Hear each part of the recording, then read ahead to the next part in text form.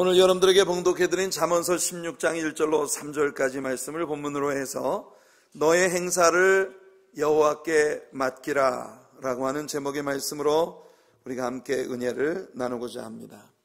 오늘 우리가 읽은 본문은 한 사람의 마음속에 어떤 생각이 일어나는 그 생각의 형성 혹은 생성 과정으로부터 시작해서 그것이 입술의 언어로 발전되고 우리의 삶의 행동으로 발전되고 그리고 그 행동들이 모여서 우리 인생에 주목할 만한 어떤 결과로 다가오기까지의 이런 모든 과정들의 원리를 우리들에게 아주 잘 보여주고 있는 그런 말씀이라고 말할 수 있겠습니다. 우리가 개역개정판 한글 성경, 우리가 오늘 읽은 우리가 사용하는 개역개정판 한글 성경에서 이 1절을 읽을 때에 마음의 경영은 사람에게 있고 말의 응답은 여호와께로부터 온다라고 하는 이 말씀으로 마음을 경영하는 건 사람의 몫이고 말의 응답은 여호와 하나님의 몫이라고 말씀하고 있는 것처럼 오해하게 하는 그런 의미가 좀 다분히 섞여 있습니다.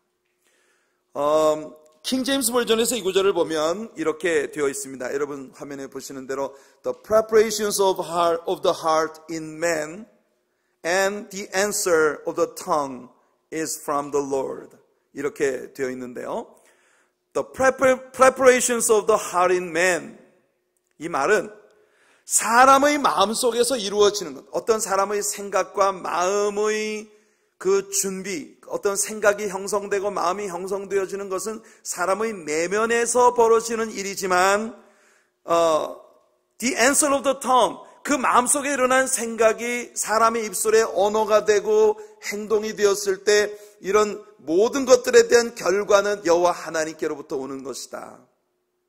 사실 이 구절은 마음에 무슨 생각을 품는 건 온전히 사람의 몫일 뿐만 아니라 그 사람의 마음속에 어떤 생각과 마음이 형성되어지는 과정까지 우리 하나님의 몫이라고 하는 것, 하나님의 간섭하심과 관여하심이 미치고 있다고 하는 것을 우리들에게 보여주는 아주 중요한 우리들의 인생의 원리라고 말할 수 있겠습니다.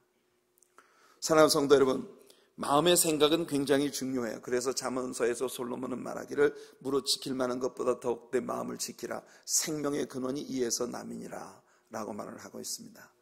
우리가 이 세상에서 행하는 모든 일들이 우리들의 마음의 생각으로부터 시작이 되기 때문이에요. 우리 마음속에 일어나는 생각이 우리들의 언어로 표출되고 꾸준히 언어로 표출되어지는 우리들의 마음의 생각이 우리들의 행동을 만들어가고 그리고 누적되어지는 우리의 행동이 결국 우리가 한 인간으로 세상을 살아가면서 맺게 되는 모든 열매들, 모든 결론들을 만들어 가게 되는 것이란 말입니다. 오늘 우리들이 읽은 이 잠언은 그런 면에서 우리들에게 굉장히 중요한 교훈을 안겨주는 것이 우리 1절 말씀을 우리는 이렇게 양면적으로 생각해 볼 수가 있겠습니다. 사실 사람들은 저마다 마음속에 많은 나름대로의 경영을 가지고 있어요. 이게 자기 몫이라고 생각하죠. 나는 내일은 뭘 할 거야, 모레는 뭘 할 거야, 내년에는 어떤 계획을 세우고 무슨 일을 할 거야, 어디 가서 뭘 할 거야, 5년 후에는 이런 정도의 성공을 거두게 될 거고 10년 후에는 내가 이런 것들을 누릴 수 있는 삶의 위치에 가 있어야지, 이런 계획들을 저마다 마음속에 가지고 있다는 것입니다. 여러분, 그러나 오늘 잠언이 우리에게 가르쳐주는 건 여러분들이 마음속에 세우는 어떤 종류의 계획들이 있다 하더라도 그것이 하나님의 간섭하심과 섭리와 뜻 가운데 있지 않고 그것에서 벗어난 여러분들 나름대로의 계획들은 사실은 그것이 무엇이라 하더라도 다 헛된 것일 뿐이라고 하는 걸 우리들에게 보여주고 있는 것이에요. 예레미야가 우리에게 들려주는 말씀을 한번 들어보십시오. 예레미야 10장 23절입니다. 여호와여, 내가 알거니와 사람의 길이 자신에게 있지 아니하니 걸음을 지도함이 걷는 자에게 있지 아니하니이다. 예레미야가 우리에게 들려주고 싶은 게 뭘까요? 여러분들의 인생길이 다 여러분들의 계획대로 되는 게 아니라는 겁니다. 인생을 걸어가는 건 여러분 자신이지만 여러분 자신이 그 길을 선택하는 것이 아니라 여러분들의 길을 지도하고 이끌어 가시는 건 우리 하나님의 몫이라고 하는 걸 예레미야가 우리에게 들려주고 있는 것이에요. 여러분, 우리가 계획을 합니다. 이거 굉장히 중요해요. 계획이 없이 사는 사람 허망한 삶을 사는 거예요. 아무 인생 계획이 없이 뭘 할지 어떻게 할지 아무 생각 없이 인생을 살아가는 사람이 있다면 그 사람 참 불쌍한 사람입니다. 그 사람 10년 후에는 뭘 하고 있을까요? 20년 후에 그는 어떻게 되어 있을까요?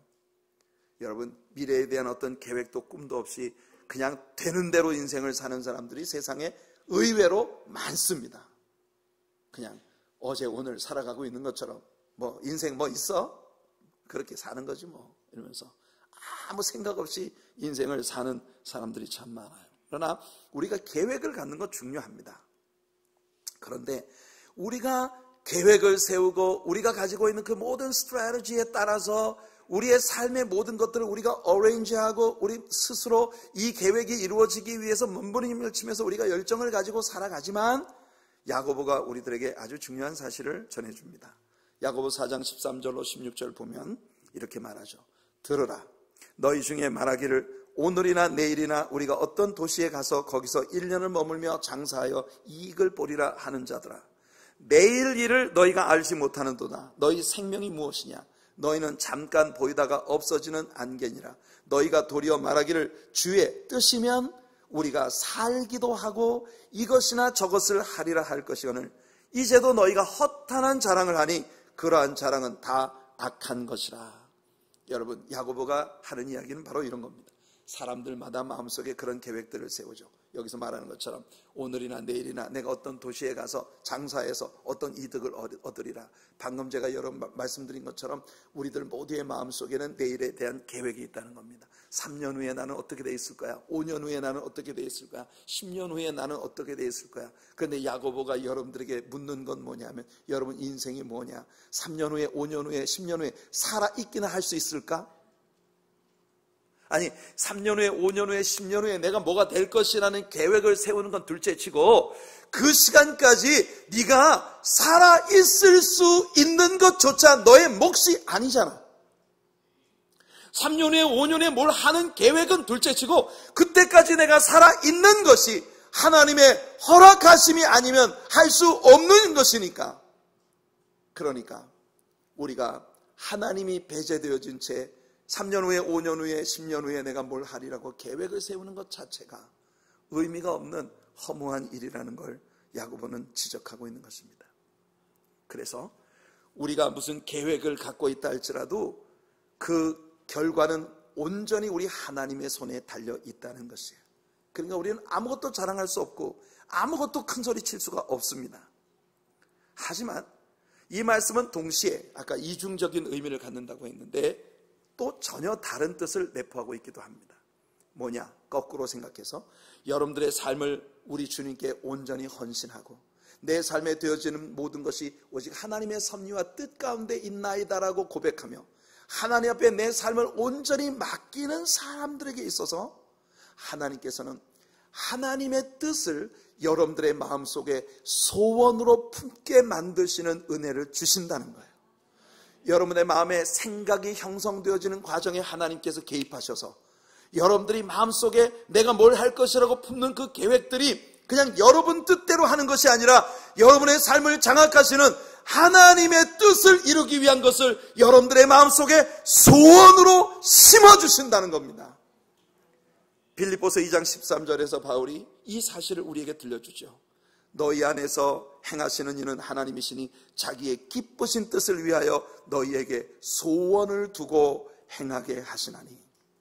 우리는 많은 때 하나님께서 우리 안에 행하시는 일들을 전혀 인식하지 못하고 넘어갑니다. 왜냐하면요, 하나님께서 우리 안에서 굉장히 많은 일들을 하시는데 우리가 그걸 하나님의 역사하심이라고 전혀 인지하지 못한 채 흘려보내는 경우가 진짜 많다는 거예요. 왜 그러냐면요, 하나님이 하시는 일은 언제나 기적적이고 정말 형이상학적인 어떤 그런 놀라운 경이로운 우리를 깜짝 놀라게 하는 그런 놀라운 기적들만을 수반하는 일이 아니라는 거예요.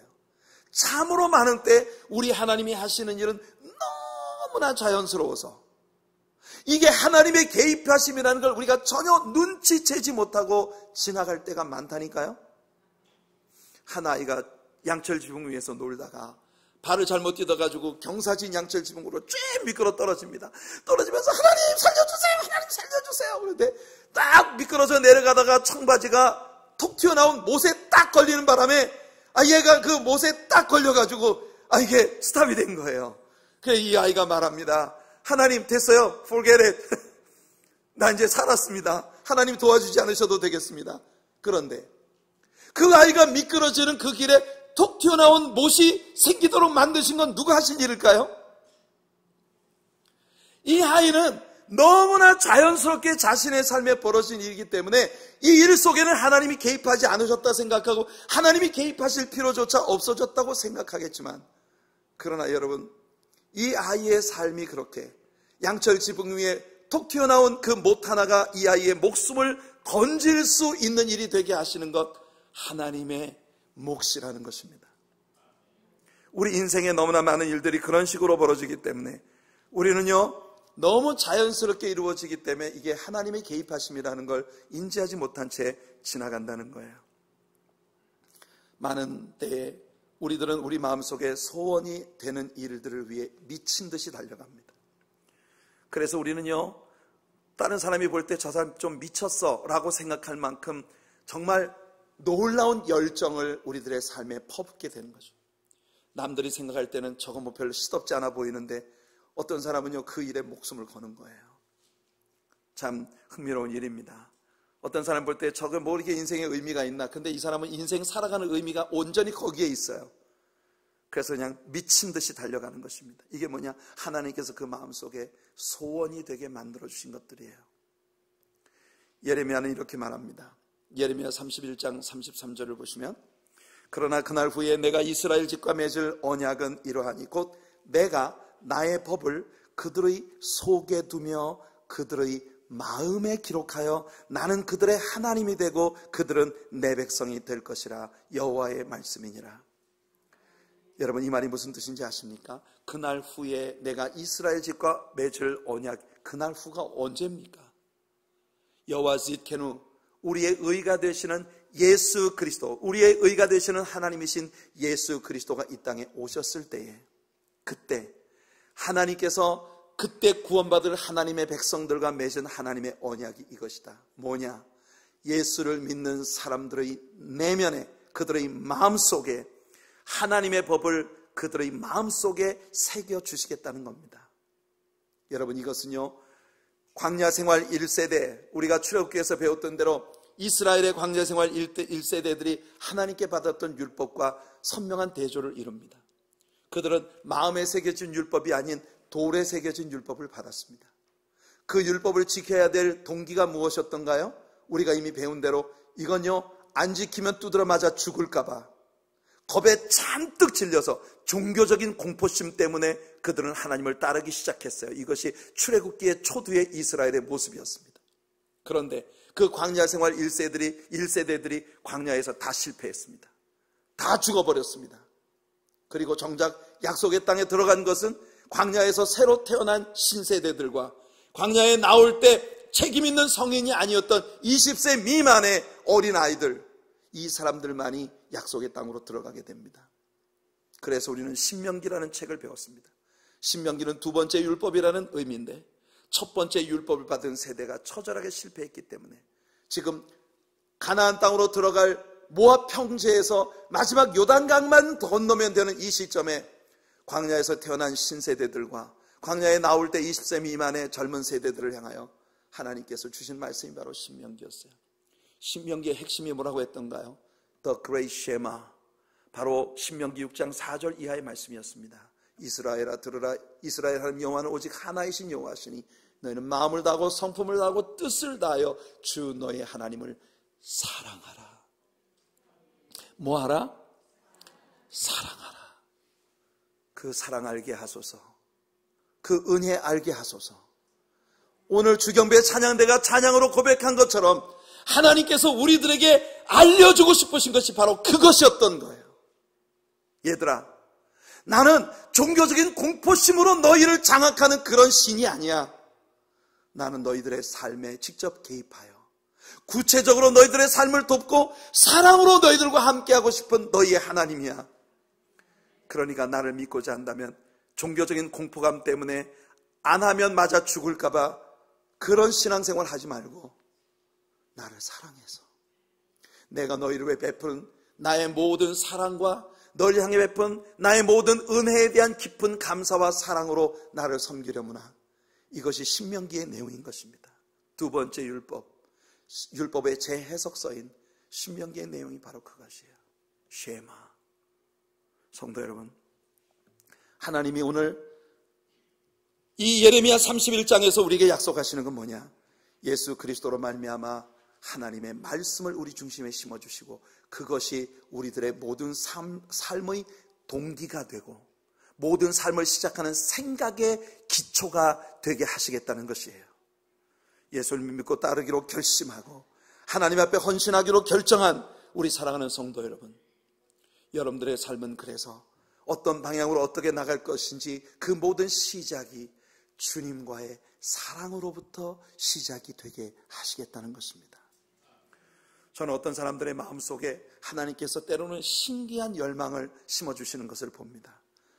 언젠가 말씀드렸지만 저는 하나님께서 저를 선교사로 부르지 않으셨다는 게 얼마나 다행스러운 일인지 모르겠어요. 저는 선교를 좀 다녀보니까 제가 정말 롱텀 선교사로 부름받지 않았다는 게 얼마나 감사한지 모르겠어요. 저는 정말 못하겠어요. 제가 중국에 처음 사역을 하러 들어갔는데 말입니다. 처음으로 하얼빈 근교에 있는 시골 마을, 완전 시골 깡촌에 한족들 사는 마을에 사역을 하러 갔어요. 거기 처소교회 지도자들을 위한 세미나 사역을 위해서 제가 중국을 갔는데 여러분, 하얼빈을 갔더니 그 하얼빈 근교에, 하얼빈 대도시지만 그 근교에 아주 작은 시골 마을에 들어요. 제일 먼저 도착하자마자 여기 화장실이 어디 있습니까? 그러니까 저 뒤에 돌아가면 있다고 그래요. 그때가 아주 꽁꽁 얼어붙은 겨울이었습니다. 영하 39도. 영하 39도였어요. 제가 갔을 때. 근데 그 영하 39도의 추운 겨울에 뒷곁을 딱 돌아가 봤더니 화장실이 분명히 하나 있긴 있어요.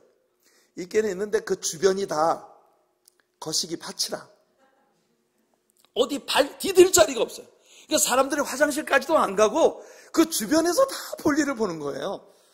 근데 더 놀란 건 뭐냐면 그래도 내가 문화인인데 이 밖에서 이렇게 할 수가 있나?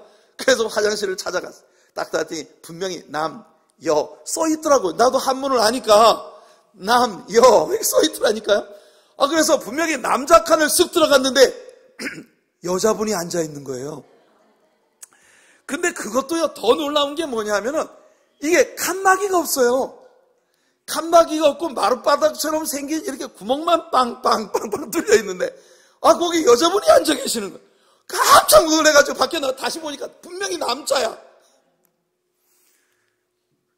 그 순간 이후로 저는 그 도시를 떠나 심양에 우리 전도사님 아파트로 돌아올 때까지 일주일 동안 아무것도 안 먹었습니다. 그 화장실을 쓸 용기가 전혀 없기 때문에 화장실을 안 가려면 방법이 뭐야? 안 먹는 게 최고지. 그래 일주일 동안 금식을 했어요. 예, 제가 신령해서 금식을 한 게 아니라 승질이 못 돼서 내가 그 화장실 절대 못 쓰겠더라고. 그러니까 화장실 안 갈라니 안 먹는 게 최고라. 그래 일주일 동안 금식했어요. 저는요, 문화적인 그런 그 환경 차이를 극복하는 게 진짜 어렵더라고요. 그래서 저는 못하겠어요. 근데 박준재 선교사님이라는 분이 계십니다. 그분은 제가 토론토에 있을 때 섬기던 그 교회와 아주 오래전부터 중국 선교를 위해서 협력 사역을 해오시던 분이에요. 그런데 그분이 중국을 처음 들어가기 시작했을 때에는 홍콩을 통해서 중국을 들어갔는데 그때는 중국이 아직까지 이렇게 자유진영에 개방되기 이전입니다. 성경책을 갖고 있다 걸리면요 바로 사형을 당할 수 있는 아주 위험천만한 그런 중국 땅에를 이분이 성경을요 150권씩을 들고 다녀요. 야, 진짜 목숨 내놓고 다니는 거예요. 기차 타고 다니면서 수없이 검문을 받는데, 그러니까 이 사람은 아예 중국을 들어가면 중국 사람하고 똑같이 됩니다. 생기기도 좀 비슷해. 중국 사람처럼 살아요.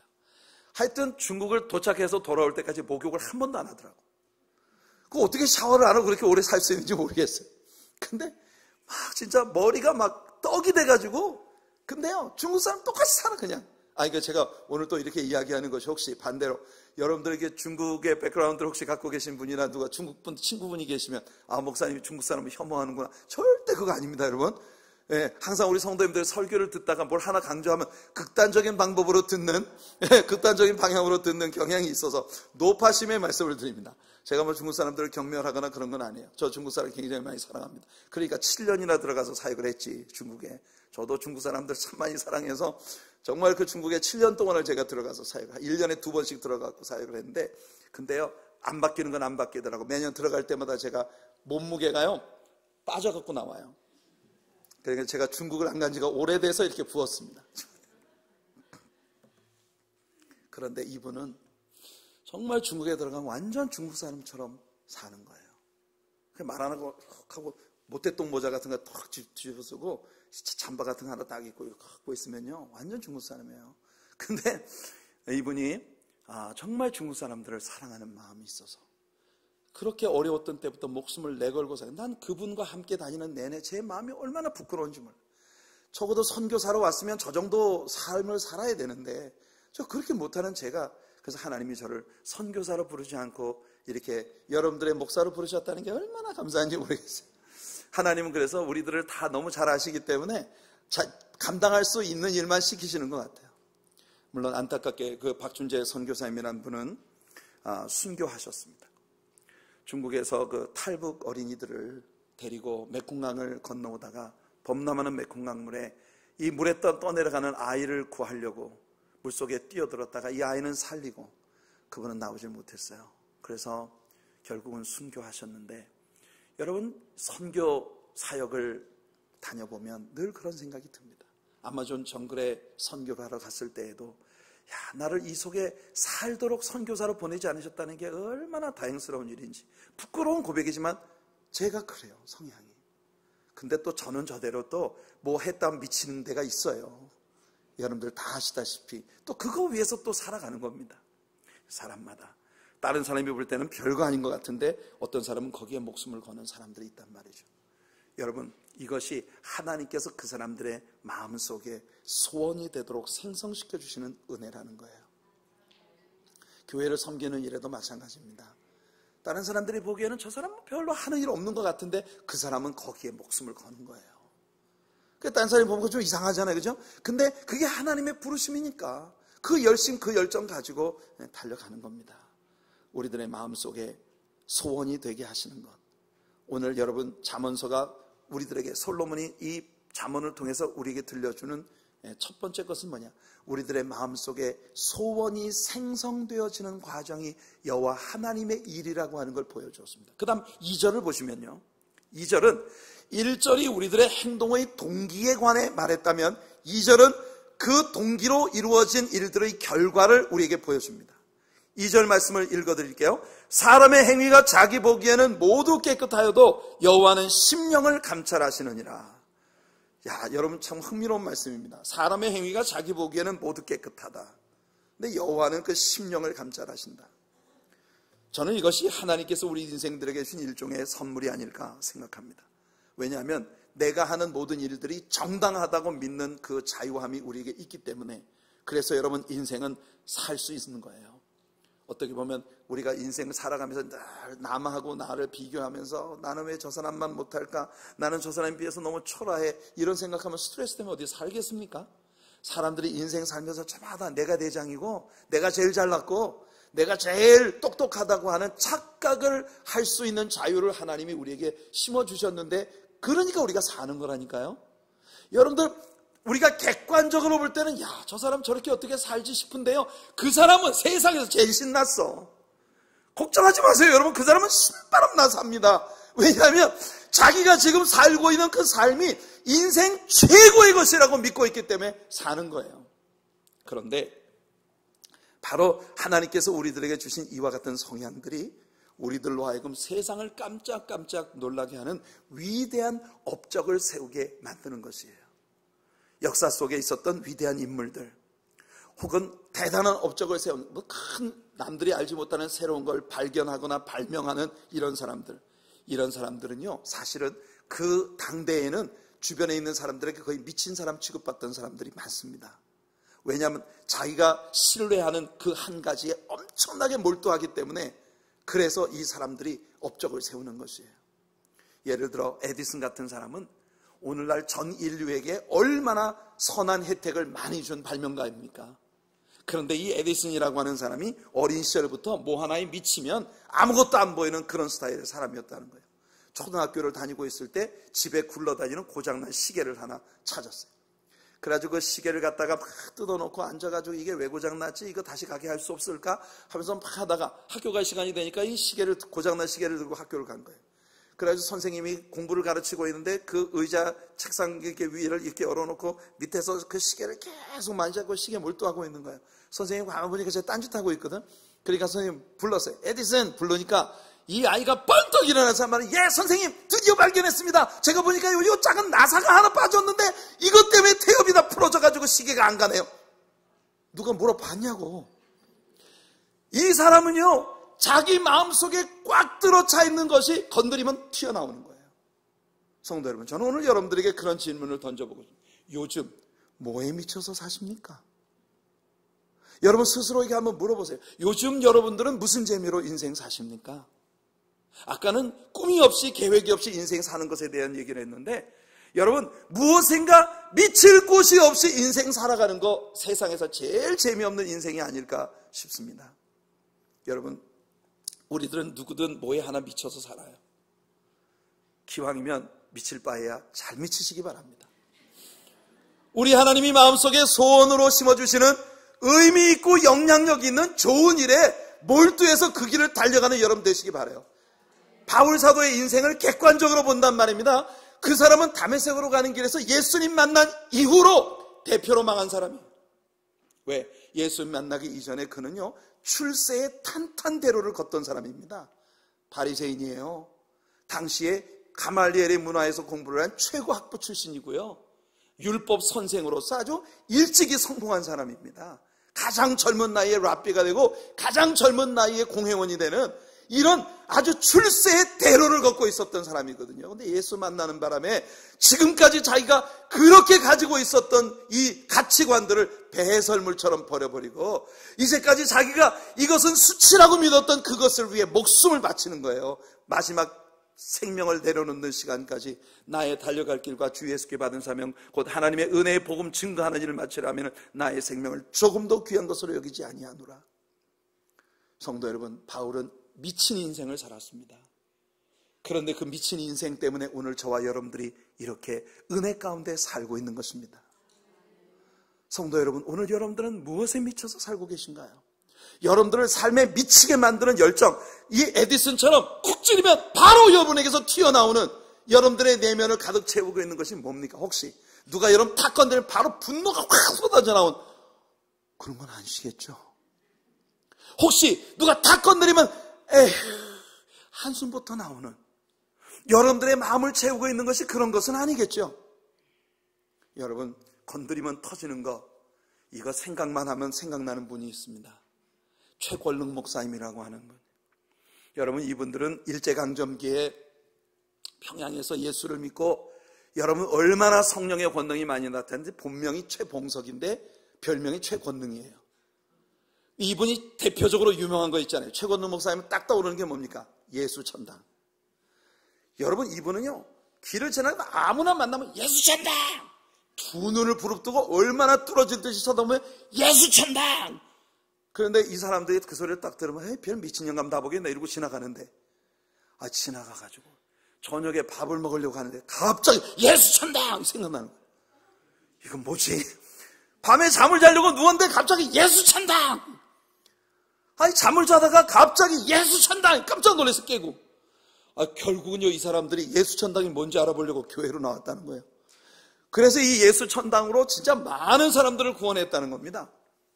근데 하루는 이 최권능 목사님이 길을 지나가는데 저 외딴 오솔길가에 있는 작은 외딴 집 앞을 지나가고 있는데 일본 순사가 칼을 차고 이렇게 수염을 기르고 말을 타고 그리고 걸어오고 있는 거예요. 척척. 이게 최권능 목사님이 길을 지나가다가 그 일본 순사를 향해서 두 눈 부릅뜨고 예수천당! 이 일본 순사가 얼마나 놀랐겠어. 아니 이 니폰도를 차고 말이에요. 그 권세 여기 딱 이 완장 차고 말 타고 오늘 아니 그 감히 일본 순사한테도 대고 예수 찬다 그러니까 일본 순사가 깜짝 놀랐는데 이 순사가 놀란 건 괜찮아. 순사를 태우고 가던 말이 깜짝 놀란 거라. 이 말이 깜짝 놀라서 뛰는 바람에 그 위에 타고 있던 일본 순사가 그냥 거꾸로 떨어졌어요. 거꾸로 떨어지는데 그것도 맨 땅에 떨어지면 얼마나 좋겠어? 바로 그 옆에 있던 외딴집 재래식 화장실 거시기통. 여러분 그거 아십니까? 옛날엔 시골에 가면요 화장실에 그 거시기를 퍼가는 그 이게 뚜껑이 있어요. 그걸 그냥 시골에서 옥수수 대금 같은 걸로 대충 위에 이렇게 걸쳐놓고 그리고 이제 필요하면 가서 바가지로 퍼다가 붓는 거예요 밭에. 그런데 세상에 하필이면 그 화장실 거시기통에 이게 옥수수 땡이 팍 열리면서 어서 오십시오 퍽 들어갔어요. 일본 순사가 나와가지고 막 뭔지 아시겠죠? 나와가지고 화가 머리 꼭대기가 치밀하지. 이놈의 영감이는 미쳤구나. 왜 사람이 지나가서 예수 천당이나 찾는가. 그래가지고 일본 순사가 이 최건로 목사를 체포를 해가지고 주재소로 끌고 가요. 밤새도록 주재소에 끌려가가지고 고문을 당하는데 여러분 이 젊은 형사가 이 최건로 목사님을 갖다가 막 채찍으로 때리는 거예요. 근데 채찍에 맞을 때마다 이 목사님이 비명을 지르는 게 아니라 한 번 때릴 때마다 예수! 또 때리면 예수!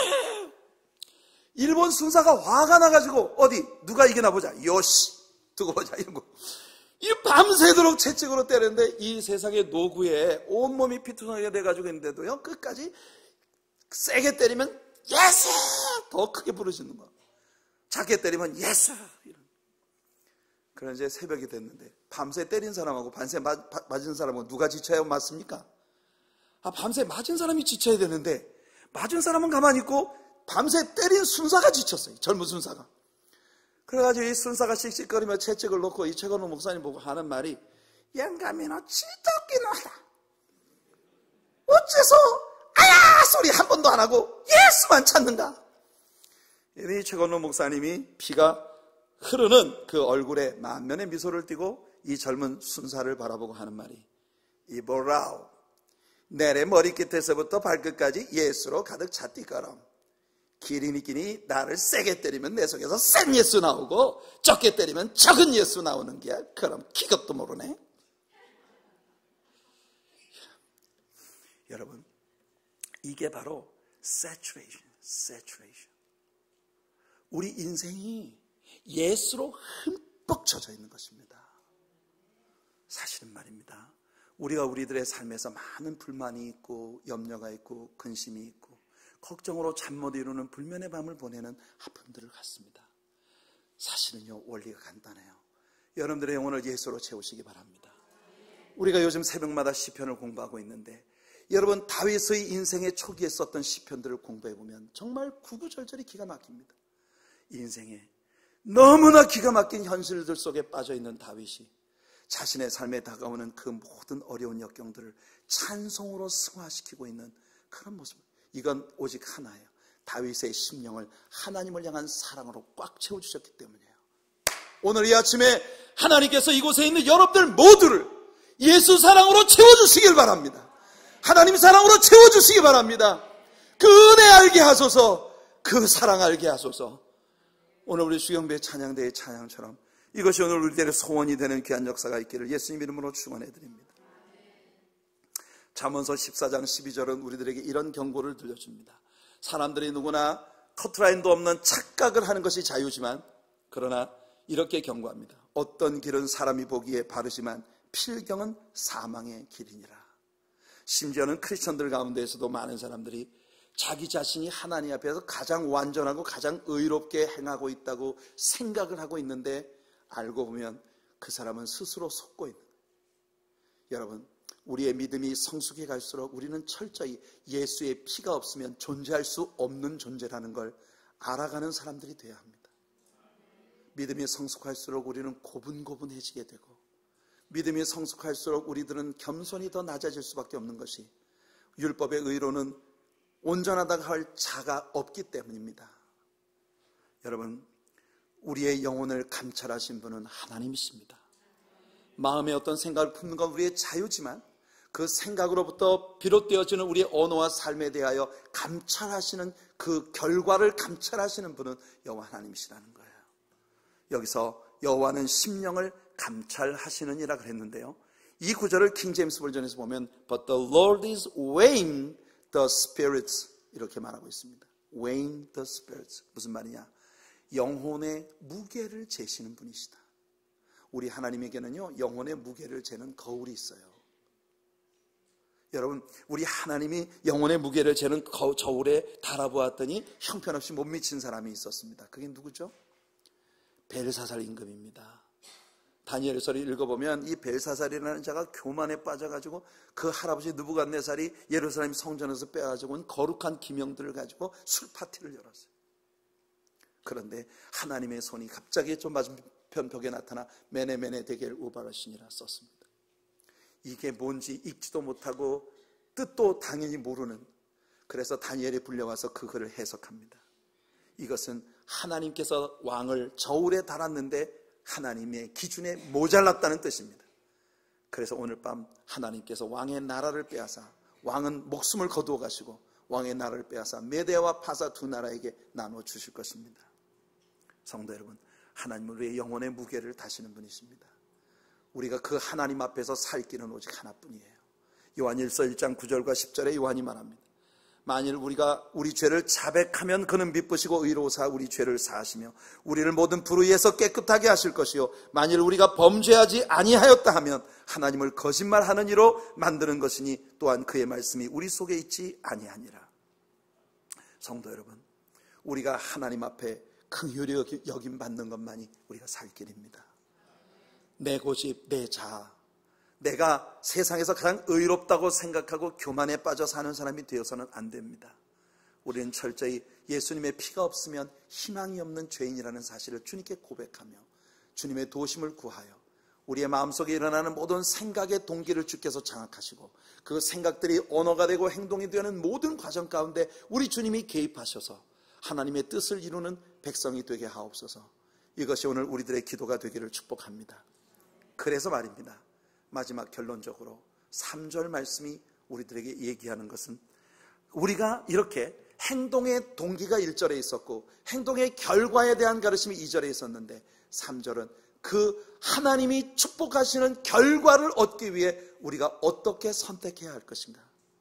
우리의 선택은 뭡니까? 오늘 3절 말씀을 읽어드릴게요. 너의 행사를 여호와께 맡기라. 그리하면 내가 경영하는 것이 이루어지리라. 할렐루야. 너의 행사를 여호와께 맡기라고 말합니다. 그리하면 내가 경영하는 것이 이루어질 것이라고 말씀하고 있는 것이에요. 우리 마음에 어떤 경영을 하더라도 그 결과는 우리 하나님의 뜻에 따라 나타납니다. 여러분들이 경영하는 모든 것을 성공했다 하더라도 하나님께서 여러분들을 보고 내가 너에게 시켜서 보낸 일들을 하나도 하지 못해서 넌 실패야 라고 말하면 그건 실패인 것입니다. 우리가 생각할 때 늘 삶에 정말 어려운 그런 삶의 연속이고 내가 생각할 때는 지질이 궁상, 매일 눈물 흘리고 매일 가슴 쥐어뜯으며 매일 잠 못 이루며 아픔으로 인생을 살았다 하더라도 우리들의 마음속에 주님을 향한 소원을 심어주셔서 그 소원들을 향해 달려간 우리들의 인생을 주님이 보실 때는 넌 잘했다, 착하고 충성된 종아, 이렇게 말씀하실 수도 있다는 거예요. 그러니 우리 인생의 가장 안전한 건 뭐냐? 우리의 모든 행사를 여호와 하나님께 맡기라는 것입니다. 우리가 우리의 삶에 최선을 다하는 것은 매우 중요합니다. 많은 경우에 사람들은요, 최선을 다해보지도 않고 포기해버립니다. 최선을 다하지도 않고 포기해놓고는 뭐라고 말하냐면 나는 하나님께 맡겼어요, 이렇게. 이 하나님께 맡기는 거하고 일찌감치 포기해버리는 거하고는 완전히 달라요. 많은 사람들이 뭘 좀 노력해보지도 않고 어려움만 다가오면 확 집어던져 놓고는 나는 다 내려놨어요, 그럽니다. 내려놓음이라는 건 그런 때 쓰는 게 아닙니다, 여러분. 많은 사람들이 우리 주님을 섬기는 일을 너무 일찍, 너무 쉽게 포기해버리는 것이에요. 내가 아니라도 다른 사람들이 얼마든지 할 수 있을 거야 라고 생각하겠죠. 제가 흥미롭게 생각하는 것 중 하나는 성경에서 하나님께서 위대하게 사용하신 사람들 중에 많은 사람들이 자신의 연약함에 대해 심히 염려하고 절망하여 하나님이 일을 시키실 때 난 절대 못합니다라고 말하던 사람들이 있었다는 겁니다. 모세를 생각해 보세요. 그는 얼마나 위대한 지도자였습니까? 그러나 그가 하나님께서 그를 사용하시겠다고 부르실 때 그는 자신의 역량에 대해 극구 부인했습니다. 주님, 저는 입이 둔합니다. 혀가 뻣뻣한 자입니다. 내 마음속에 있는 의사표시도 못하는 자가 어떻게 이스라엘의 대변인으로 바로왕 앞에 간단 말입니까? 하나님, 보낼 만한 사람을 찾으세요. 예레미야를 생각해 보세요. 그는 위대한 예언자였습니다. 하지만 하나님께서 그를 처음 부르셨을 때 그는 하나님께 항변합니다. 하나님, 나는 10대의 소년에 불과합니다. 이 어린 내가 뭔 말을 한다고 누가 듣겠습니까? 여호와의 사자가 나타나셔서 기드온에게 말씀하셨습니다. 너 큰 용사여, 여호와께서 너와 함께 계시도다. 여러분, 기드온은 자신의 귀를 의심했을 것입니다. 기드온은요, 두려움과 염려로 꽉 들어찬 사람이에요. 그래서 포도즙도 속에 몸을 숨기고 밀을 까불어서 저녁 한 끼를 해결하려고 그렇게 눈물겨운 시간을 보내고 있는 초라하기 그지없는 사람입니다. 기드온은 여호와의 사자에게 항변합니다. 주님, 저희 아버지는 므낫세 지파 중에서도 제일 작은 자요, 저는 제 아버지 집에서도 가장 미천한 존재입니다. 어쩌면 여러분 자신이 여러분들을 바라볼 때 이런 시각들로 여러분들을 볼지도 모르겠어요. 그러나 여러분, 모든 사람들에게 이유가 있고 핑계가 있습니다. 왜 하나님의 일을 하지 못하는지, 왜 하나님께서 내게 시킨 사명을 감당하지 못하는지. 그러나 여러분, 나는 못한다고 말하지 마십시오. 일을 시키신 하나님께서 그것 감당할 능력 또한 주실 줄로 믿습니다. 그것이 하나님의 은혜이고 그것이 하나님의 축복이니까 오늘 여러분, 주님이 세우신 자리에 서십시오. 주님이 함께 하시는 자리에 믿음으로 우뚝 서십시오. 그리고 여러분이 할 수 있는 최선을 다하시기 바랍니다. 그리고 난 후에 하나님 앞에 모든 것을 맡기세요. 주님, 저는 최선을 다했습니다. 이제 나머지는 주님의 몫입니다. 여러분, 사실 오늘 우리 성경에서 여호와께 맡기라고 할 때 이 맡긴다는 단어의 문자적인 의미, 히브리어 단어에서 여호와께 맡긴다라고 할 때 이 맡긴다는 말은 가랄이라고 하는 단어, 가랄. 이 가랄이라고 하는 단어는 뭐냐? 가라 하는 거예요. 제 말을 못 알아들으신 겁니까? 아니면 웃고 싶은 생각이 없으신 겁니까? 히브리 말로 가랄이라고 하는 말은 따라서 한번 해보세요. 가랄, 가랄. 이 말의 의미는 뭐냐? 가라. 역시 반응이 똑같으시군요. 여러분, 스트롱 히브리어 원어 사전에서 가랄이라고 하는 히브리어 단어의 의미는 뭐냐? rollover, 굴린다는 말입니다. 굴린다. 여러분, 우리가 최선을 다하고 우리가 미치지 못하는 부분을 하나님께로 굴려버리라는 겁니다. 요게벳과 미리암이 어린 모세를 석 달 동안을 집에서 몰래 숨겨서 길렀지만 이제는 더 이상 자신들이 감당할 수 없게 되었을 때 뭘 합니까? 갈대 상자에 역청을 칠하여 갈대 상자를 그 안에 모세를 넣어서 나일강에 띄워 보냈습니다. 나일강에 띄워 보내는 건 그냥 포기하는 게 아닙니다. 하나님, 이제는 하나님의 품으로 띄워 보냅니다. 하나님이 책임져 주시옵소서. 여러분이 감당할 수 없을 때 갈대 상자에 모세를 넣어 나일강에 띄웠던 요게벳과 미리암을 생각하십시오. 하나님 앞에 맡긴다는 건 하나님께로 굴려버리는 것입니다. 오늘 여러분들 잠 못 이루게 하는 근심, 걱정, 염려, 불안, 초조, 여러분들에게 눈물 짓게 하는 상처와 아픔들이 있으신가요? 오늘 그 모든 것들을 하나님께로 굴려버리십시오. 하나님께서 책임져 주실 줄로 믿습니다. 오늘 이 세 구절의 잠언은 우리들에게 명백한 교훈을 주었습니다. 우리들의 마음속에 생각이 일어나는 형성 과정, 여호와 하나님께서 개입하셔서 하나님의 소원이 내 소원되게 만들어주시는 은혜, 그것이 우리의 언어가 되고 행동이 될 때 이 모든 영혼을 감찰하시는 여호와 하나님 앞에서 우리들의 아름다운 열매가 나타나도록 우리는 겸손히 주님을 의지해야 하고, 우리가 모든 것들을 내가 잘났다고 말할 수 있는 자유가 우리 모두에게 있지만 완전한 판단은 여호와 하나님의 몫이니 우리가 선택할 수 있는 가장 지혜로운 방법은 우리의 삶의 모든 것들을 하나님께로 굴려보내는 것이다. 오늘 아침 이 예배에 함께 하신 여러분들이 그렇게 여러분들의 인생의 모든 문제들을 하나님께로 굴려보내는 오늘 이 시간이 되기를 예수님 이름으로 축원해 드립니다. 우리 같이 한번 기도